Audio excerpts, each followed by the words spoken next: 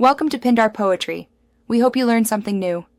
You start by disconnecting the negative battery terminal to prevent shorts. That matters because modern cars share ground paths. Once done, open the hood and identify the Durango headlight assembly. There are typically 2-3 visible fasteners. Use a 10 mm socket and a trim tool for any clips. If the battery tray or air intake obstructs access, remove them now. This gives you clear reach to the retaining bolts and wiring harness, so you can proceed without forcing parts.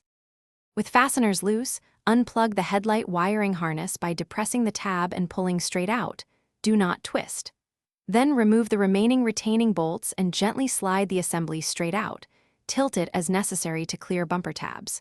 Replace the bulb or swap the entire assembly. Handle bulbs by the base only. Never touch the glass because oils shorten life. Once the new component is seated, align mounting points and hand start bolts to ensure correct fit before torquing down. Reinstall the assembly, hand thread bolts, then torque to factory spec so components remain secure without cracking plastic. Reconnect the wiring harness and reattach the negative battery terminal. Now test low and high beams, turn signals, and fog lights if applicable.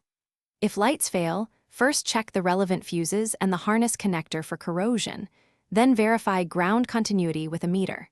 If aiming is off, use the adjustment screws to align the beam to spec. Small changes make a big difference. Thanks for watching. Consider subscribing if we helped you.